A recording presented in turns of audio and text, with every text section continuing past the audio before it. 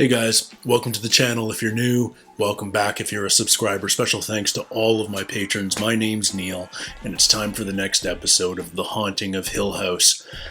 I swear guys, as soon as I start talking about this show, I get goose flesh, I get chills.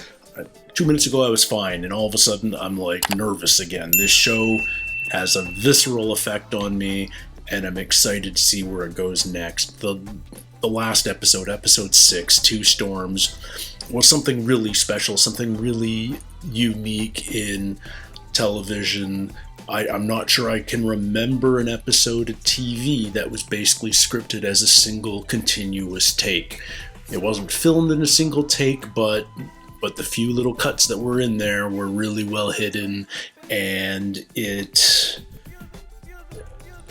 told a quiet story really, really, really well. I was so impressed at the end of that episode. I'm very curious to see where we go next. I'm also kind of curious because our first 5 episodes, there was very much a progression. Each episode focused on one of the Crane siblings. We could say that last episode focused on the father, Mr. Crane. So I'm not sure if we're going to get an episode today that focuses on someone else. Is this an episode about our dead mother, or do we go back to one of the kids? I feel like this is probably our actual funeral episode. I do know the title of this episode. It's Eulogy, so it does make me think that this is the one that's actually going to have the funeral itself in it. But what else is it going to be about? I'm very curious to see where we go. I certainly don't have as much to say in the lead up to this episode as I sometimes do, just because I talked so much about Two Storms after last episode. I feel like we just need to jump in and see what's next. But at this point, anything is on the table. I expect pretty much anything from this show. Nothing would really surprise me, and yet I know I'm going to be shocked and startled multiple times. And I know we're going to get some really, really strong character-driven writing. I can't wait for more of that. That's what's really impressed me the most about this series since I've started it. So, without further ado, guys, let's jump right into it. This is episode 7 of The Haunting of Hill House, and it's called Eulogy. Starting with the intro this time, that's interesting. Usually we get a bit of a tease. Sorry about that. Again, thank you for doing this voluntarily. You know, you can leave whenever you want. Yes. It's just, to be honest, it wouldn't look so good. And I want to make sure that when you do walk out of here, whenever you walk out of here, that you walk without a whiff of suspicion on you. You understand? Yes. Very helpful cop. I'm suspicious. You know it's a mess, right? And we haven't even talked about the other body. That didn't have anything to do with us. Of What course other not, body? But you can fix it right here. What other body? You leave a lawyer up. Suddenly we can't fix this. This guy's dressed just like a trooper, but he's acting like a detective. So you'll stay. Talk about what happened last night. Huh. How many people are looking at him right now? Why? What's wrong with it? I find it interesting that they hired 2 adult men to play the dad. Like normally they just use makeup to age him up or down for one of the roles. It's an interesting choice. Yeah, you're right. It's better. Is his wife always there talking to him? He certainly doesn't seem to mind. You need to pick up 4 bouquets. Okay, I'll go in a minute, but can we just... You're already on your way. I know you're upset with him because he took Steve's money, but he was only looking out for you and... Service starts at 10. It's 8:30. We're not open yet. If you want to lecture someone, lecture Theo. Shirley's in a mood today. Bear with her. Today especially. Bear with her. Dad, this wall feels squishy. Busted pipe, most likely. It shouldn't be. If it is, it's okay. I can fix it. I can fix it. He's a fixer.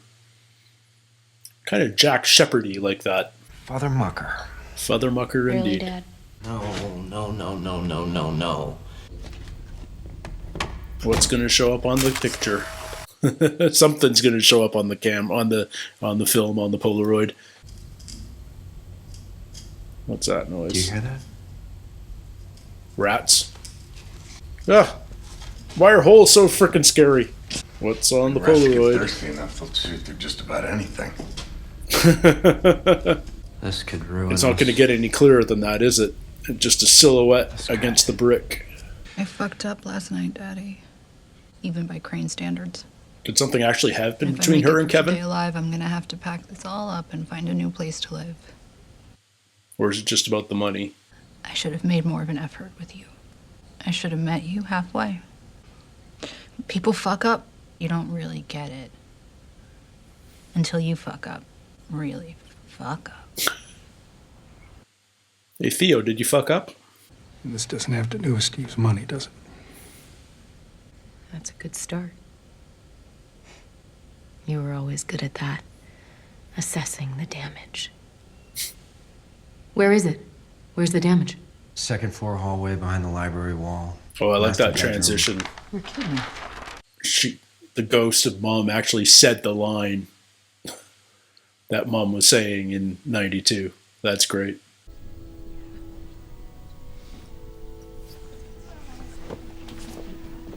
Don't say that. Well, Steve's trying to talk himself back into it, but That you wish you'd had better role models. the messed up family dynamic is almost more nerve-wracking than the supernatural elements of this show. How you doing? It's so good. I didn't get a chance last night to tell you how proud I am of you. 90 days. He doesn't want to make today about him. It's okay to just sit. Just be with him. Man, nice to have that conscience. Beer and tomato juice What? for the hangover. Does it work? Luke would know. And not as well as a shot of smack. So you're saying the best hangover remedy is heroin? By a mile. Yikes. Oh, Are interesting. you fucking kidding me? I just wanted to support you, and if I'd known. If I wanted you to know that, I would have told you that. Ouch. Look, it's okay. Fuck my day. Oh, is this the aunt? Do we finally get to meet her? There she is. Is it his sister or is it her sister? They're more intimate with her than with him. It's like in the brick, behind the brick. Master blueprints? Master blueprints. What? Be safe down here, okay? What does he see? What did he see? That was so interesting. I was born 90 seconds before no. I'd say I was the oldest. 90 so seconds, 90 days She clean. had to do what I said. And she let me get away with it.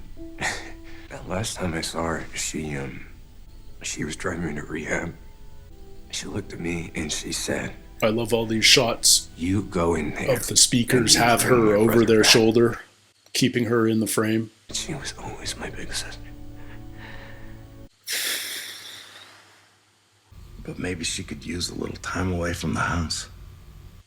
What does she put on the blueprints? It's so disconcerting. I was actually born here. But my mom, she never liked Hill House. And she'd be scattered, you might say. Towards the end, she'd wander into the woods at night barefoot. What was her name? Abigail? Clara, she spent a lot of time in here. Miss Hill made her keep on working, even with the baby coming. I wonder if that's the old woman in the bed. So the day comes, the dark comes, and my little girl's stillborn. Oh, I'm so sorry.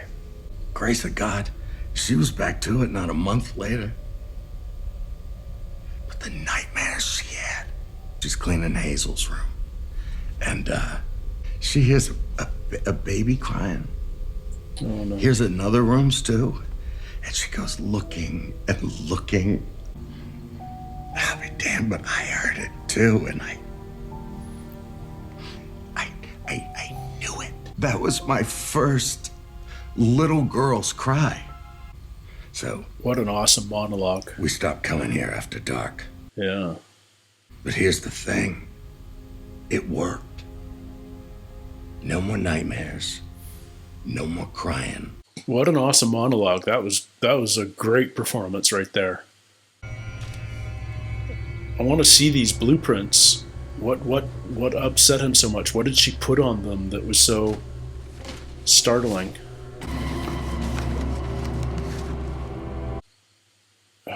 They're not going to show us clearly yet. Ugh. Chills. Ride with us? I'll meet you there. Cheryl, Oh, she is done with Kevin. you coming with us? Nope. I'll meet you there.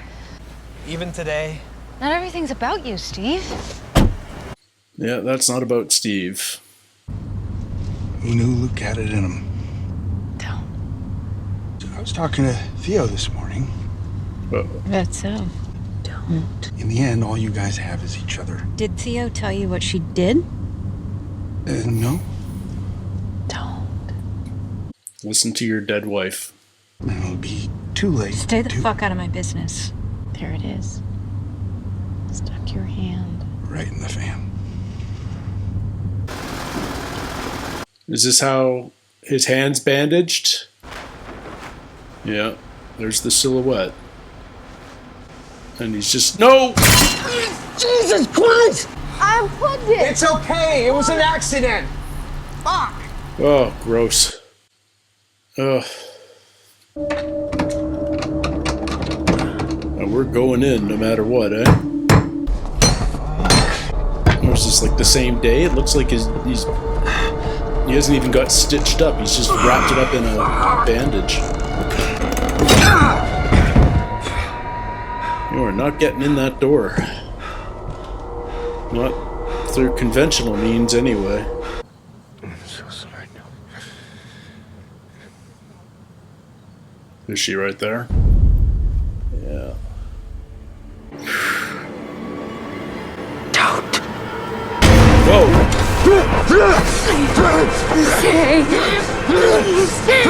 It was Mom. It was Mom and Nellie. Hey, stop it.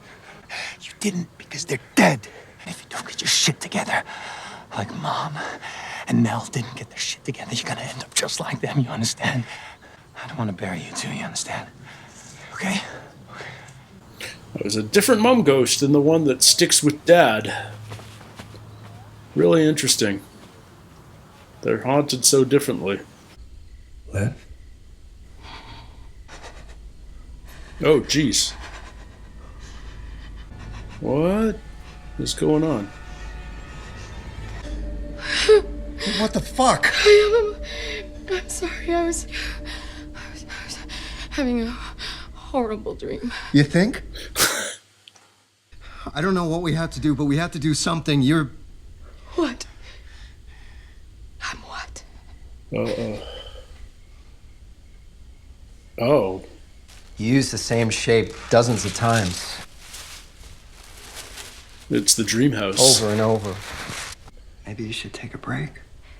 Take a little rest.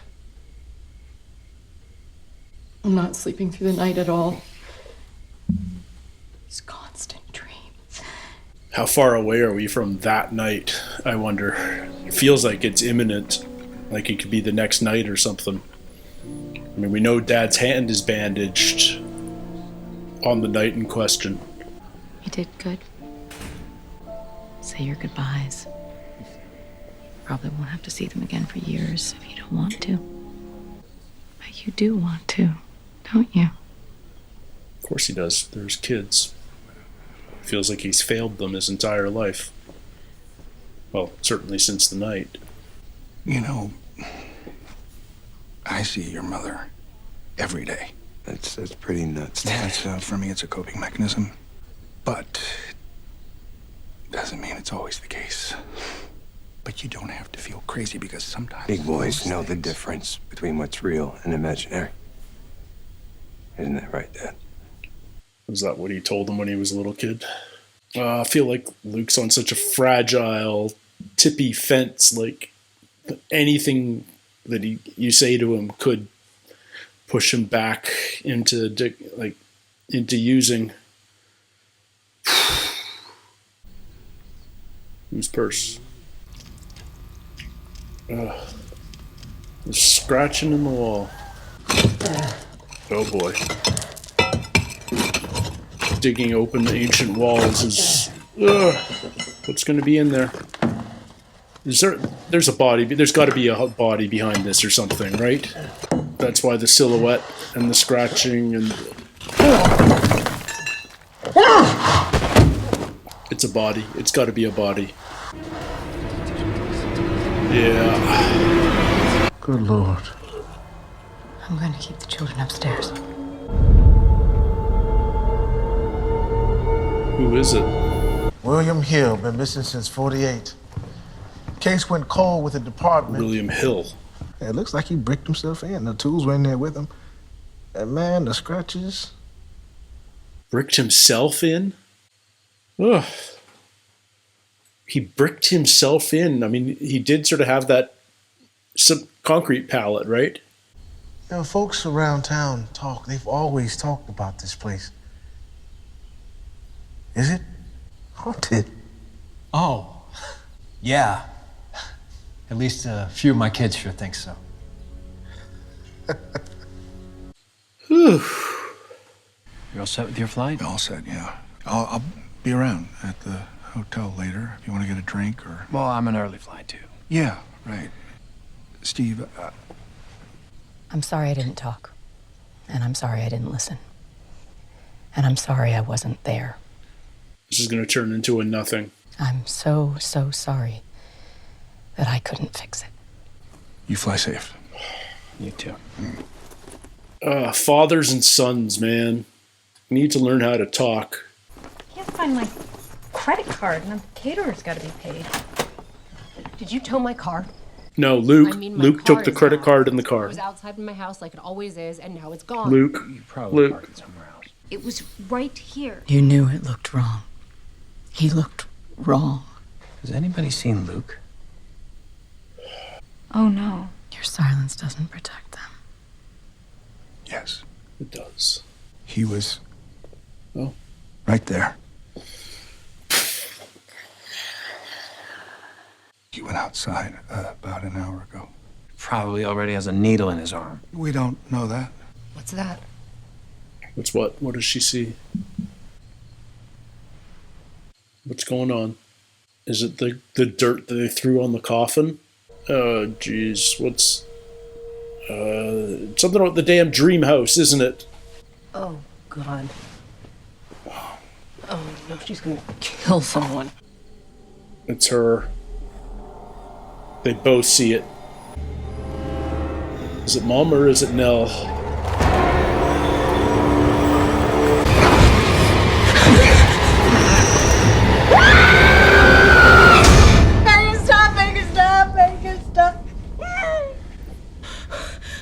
They both saw her. It wasn't her. Who did this? It wasn't. It was. I can fix it. I can fix it. Yeah. You're not fixing this. I'm giving you every opportunity, and you... Twice now, you say that the house killed her. I know what I said. So you're either in denial of your wife committing suicide, or you're in denial of something worse.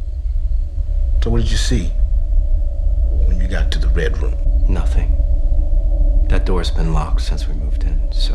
What did he actually see? It's open. Oh, God. Something came out.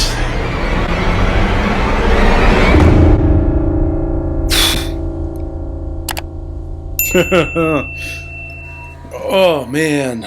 I don't even know what to say anymore about this show. It's so well written. This was clearly our dad episode.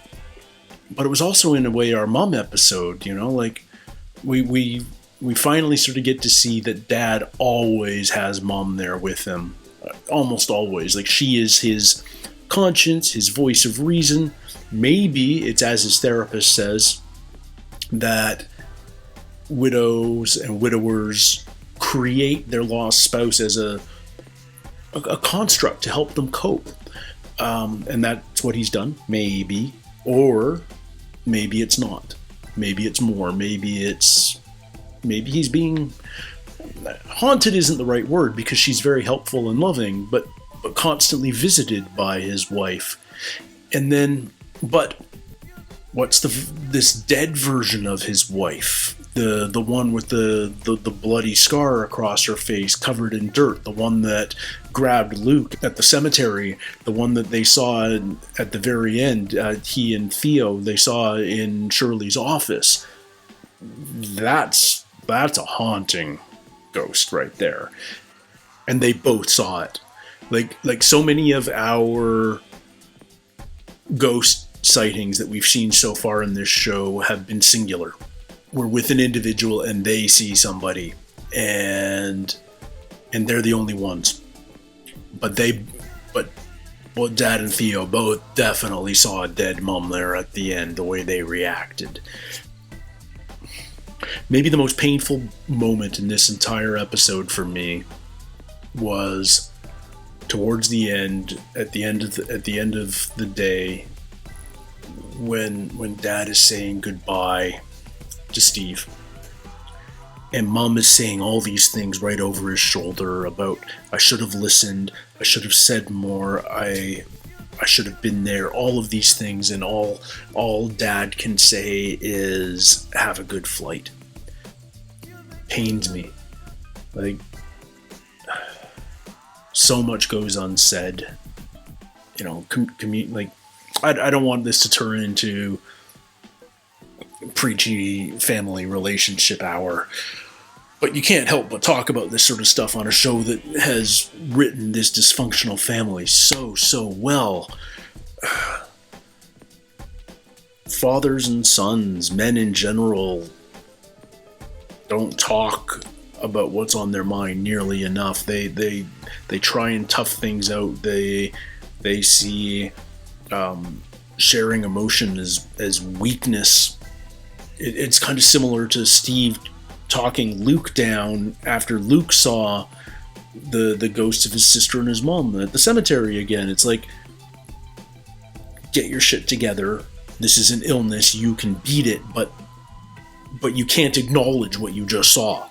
You have to tell yourself that that's wrong. And it's such an outmoded way of dealing with emotional trauma, with emotions in general, but also with mental illness and everything else. You know, all these difficult, challenging internal struggles that so many people face, and so many men just force it down, block it out, ignore it, and hope it'll go away. And it just doesn't happen like that, and it's certainly not happening like that on this show. Things are just getting worse. But now, you know, we're seeing Mom's descent in the past getting closer and closer to her death. I feel like we're just a day away now. Nobody's coping well. You know, Theo had her breaking point last episode, where at the end she and Kevin had a moment of something. We didn't really see much other than they were in each other's arms, but it was enough for Shirley to know, you know, Theo admitted to fucking up, and Shirley saw it. So yeah, Theo screwed up there, and Kevin screwed up. They both screwed up because they both took Steve's money as well. As far as Shirley's concerned, that's fuck up number one. And then seeking comfort in each other's arms, even bigger fuck up number two. Steve's just still in denial. Shirley's demanding Shirley's space and just sort of being, I don't like to say bitchy, but she's certainly not being very open to conversation with anyone around her. And I mean, sure, she feels betrayed by multiple people, multiple levels, but she's not coping well. Luke it would appear has stolen Shirley's wallet and stolen Theo's car, and it feels like he's about to find some smack again, because it's the best hangover cure, and he just can't cope. You know, he's done everything he can. He's made it 90 plus days. He said his piece at his sister's, his big sister's. I thought that was really sweet. His eulogy, his big sister's funeral. But it's just too much. And maybe it was something Dad said. Maybe it was just the pressure of the day. Maybe it was seeing the ghosts of his mom and his sister. Maybe that drove him back to it. Like, anything, could be one thing that you're unable to cope with, and that's the one thing that pushes an addict back. Yeah, no one's doing well, and somehow or other we're going to end up back at the house in 2018 in this story. I don't think that's a good idea, but I think it's going to happen. I think somehow or other it's going to be necessary. And yet, Dad and Steve are both on early flights, and I don't know. I can't envision it, but maybe Luke's going to the house. Maybe that's what's happening next. And they're going to go to save Luke. That would be the only thing in my mind that could, why else would you go? So many terrible memories, so much trauma, so much bad juju and everything else. Just why else would you go back to that place unless you felt like you had to save somebody you actually cared about? And Luke, for all his flaws, is probably the most sympathetic of any character in the family. In a very real way, he's still that really nerdy, awkward 6-year-old boy that we see back in 1992. Such a good show. I'm really enjoying it. It's not a fun show. It's not a traditionally entertaining show, but man, do I like it. Like it just makes me feel stuff that I don't often feel. And not just scared, not just tense, but the raw emotionality and screwed upness of this family feels so real, so genuine, so tragic. It's been well worth the journey so far. We've only got a few more episodes to go, but I'm excited to see how it concludes. Thank you guys so much for joining me. Don't forget to like and subscribe. I'd love to hear your comments on this episode and on the series in general.